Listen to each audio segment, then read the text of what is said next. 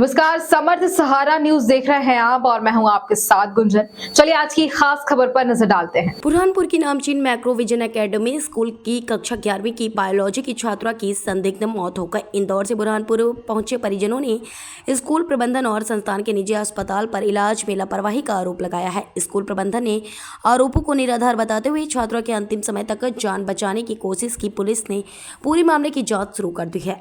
बुरहानपुर की नामचीन macro vision academy में कक्षा 11वीं में पढ़ने वाली छात्रा यशस्वी ब्रह्मणे की संदिग्ध मौत हो गई। छात्रा की मौत के बाद हड़कंप मच गया। सूचना पर इंदौर से बुरहानपुर पहुंचे छात्रा के परिजनों ने स्कूल प्रबंधन के द्वारा ही संचालित निजी अस्पताल में इलाज में लापरवाही का आरोप लगाया है। परिजन अब इस मामले की शासन प्रशासन से निष्पक्ष जांच करने की मांग की है। बुरहानपुर की लालबाग थाना पुलिस ने छात्रा का पोस्टमार्टम कर सब परिजनों को सौंप कर पूरे मामले की जाँच शुरू कर दी है।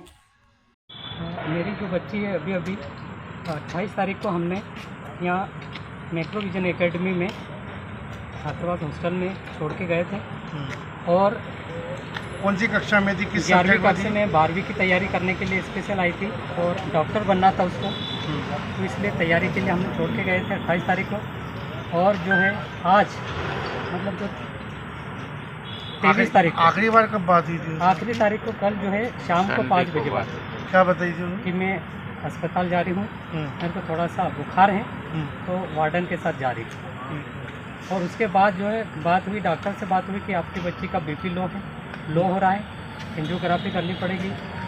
हमने कहा कि जल्दी इलाज करिए। और जो है अचानक बोले कि आपकी बच्चे की ज़्यादा तबीयत ख़राब हो गई, जल्दी आ जाओ। और उससे पहले हमें कभी नहीं बताया गया कि आपकी बच्ची की तबीयत ज़्यादा ख़राब है कि आप आ जाओ, बच्ची को ले जाओ। हॉस्टल वार्डन ने ना बताया हमने, ना स्कूल संचालक ने हमको नहीं बताया कि आपकी बच्ची थोड़ी तबीयत नहीं है, स्कूल नहीं जा रही है, हॉस्टल में ही रह रही है। इसके कारण से आज हमारी बच्ची की जो है जान चली। बच्चे कोई वीकनेस थी क्या? बच्ची की किसी तरह से कोई वीकनेस नहीं थी। हाइट में 6 फीट की करीब थी, अच्छी थी और किसी प्रकार की कोई बीमारी नहीं। और अचानक हमें तो यही लग रहा है कि जो है एक तो हॉस्टल वार्डन और स्कूल संचालक ने हमें सही जानकारी नहीं दी कि बच्ची आपकी थोड़ी तबीयत ख़राब नहीं है, तो आपको बताएं कि हम आ जाए और उसको कुछ ट्रीटमेंट करा दिए। और जो है डॉक्टर जो ट्रीटमेंट कर रहा था, तो किसी कारण से कोई हाई डोज दे दिया डॉक्टर ने, या किसी कारण से कुछ उन्होंने जो है कोई दवाई गलत दे दी है, जिसके कारण आज हमारी बच्ची की जान चली गई। जांच कराने को तैयार हैं आप लोग? हम इसीलिए पोस्टमार्टम कराने के लिए तैयार हैं कि किसी प्रकार को हमारी बच्ची को जो है हाई डोज दवाई दी गई, जिसके कारण से आज हमारी बच्ची डॉक्टर बनने वाली थी, जो आज हम उसकी डेथ हो गई और जिसके कारण से हमको ये दिन देखना पड़ रहे हैं। तो शिकायत करेंगे? शिकायत जरूर है हमारी स्कूल संचालक से कि हमको जो बताया नहीं। पेरेंट्स को इस पर से उन्होंने निर्देश दिया था कि आपका बच्चे बीमार होगा, हम ज़रूर आपको पेरेंट्स को बुलाएंगे, लेकिन ऐसा कभी नहीं किया। हमको कभी भी स्कूल संचालक ने फ़ोन नहीं लगाया कि आपकी बच्ची 2 दिन बीमार है और हम ज़रूर आ जाते।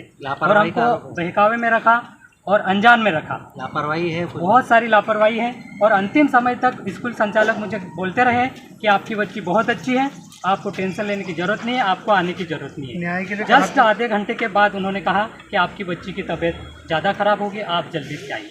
तो इसलिए हम रिक्वेस्ट करते हैं प्रशासन से कि स्कूल प्रशासक के विरुद्ध चौकसी जी जो है चला रहे और हॉस्टल जो वार्डन है, इनके विरुद्ध कार्रवाई की जाए। और होने वाले जो और भी बहुत सारे बच्चे रह रहे हैं हॉस्टल में और स्कूल में, उसके ऊपर इस प्रकार की जो है ऐसी कोई मतलब नौबत नहीं आए कि और भी किसी बच्चे की जान चली जाए। इसलिए हम चाहते हैं कि प्रशासन से कड़ी कार्रवाई की जाए, स्कूल संचालक को हवालात में डाल दिया जाए, बंद कर दी जाए स्कूल को। और हम चाहते हैं कि कोई अन्य बच्चों पे इस प्रकार की कोई कार्रवाई ना। पोस्टमार्टम रिपोर्ट के बाद आप कोई शिकायत करेंगे अपने स्तर पर? जरूर शिकायत करेंगे। ये शिकायत करेंगे कि स्कूल ने ध्यान नहीं दिया।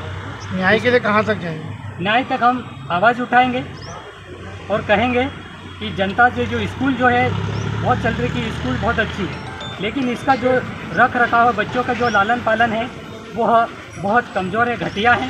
वो बच्चों पे ध्यान नहीं देते, सिर्फ फीस के लिए बोलते हैं कि 4 लाख रुपए फीस वार्षिक लेते हैं, लेकिन उनकी उतनी सुविधा नहीं है जितने बच्चों को जो है देखभाल कर सकते। आपका नाम? मैं डॉक्टर लोहार सिंह ब्राह्मणे, पीजी कॉलेज झाबुआ। बस कल आए थे तो उसको बीच बीच में छाती दर्द होना या धड़कन बढ़ना उसके साथ आए थे। तो वो एक दिन पहले भी आके गए थे, यहाँ पर दिखा के गए थे। बीच बीच में फीवर आता था, 2-4 दिन से फीवर था उनको। तो उसके बाद चेकअप वगैरह कल किया तो ईसीजी में हार्ट अटैक था, जो नॉर्मली इस उम्र के बच्चों को नहीं आता है। और ईसीजी में जबकि हार्ट अटैक था, उसके सपोर्टिंग एविडेंस अपने पास इको का था, जिसमें हार्ट की पंपिंग कम थी, 30-35% हार्ट की पंपिंग थी। और उसके बाद में जो ट्रॉपाई हमने किया था, जो कि हार्ट अटैक में स्पेसिफिक एक टेस्ट होता है, तो वो काफ़ी ज़्यादा रेस था, नॉर्मल वैल्यू से काफ़ी ज़्यादा रेस था, 44 के अराउंड था। तो फिर हमने उनके पेरेंट्स को इन्फॉर्म किया। पेरेंट्स को इन्फॉर्म करने के बाद उनके जो डॉक्टर हैं उनको इन्फॉर्म किया, और रिटर्न कंसेंट के बाद हमने उनको एंजियोग्राफी के लिए लिया।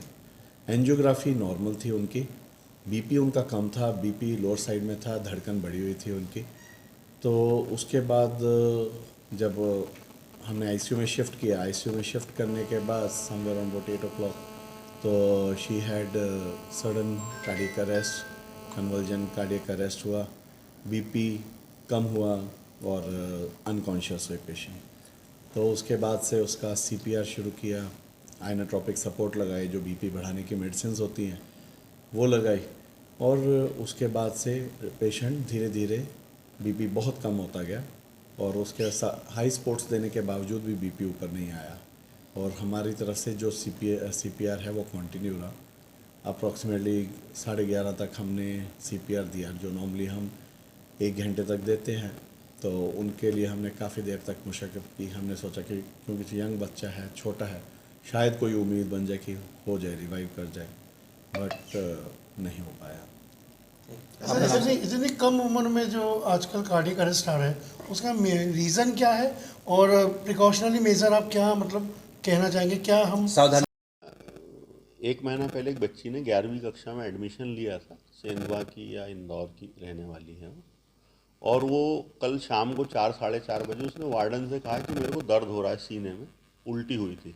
तो इमीडिएट उसको कार में कैजुअल्टी में ले गए। वहाँ हमारे डॉक्टर्स ने बहुत मेहनत की, पर उनको समझ में आया 2D को ईसीजी करने के बाद कि इसको सीवियर अटैक है। ब्लड टेस्ट वगैरह किया, सब किया। फिर पेरेंट्स से लगातार टच में थे, उनके फैमिली डॉक्टर को भी सब बातें बताते जा रहे थे कि इसका ऐसा ऐसा हो रहा है, और उनसे इजाज़त ली व्हाट्सएप पे रिटर्न में। उसके बाद ही हमने एंजियोग्राफी के लिए भेजा। एंजियोग्राफी में कुछ भी नहीं निकला, तो फिर उसको कैजुअल्टी में ले जा रहे थे आईसीयू की तरफ।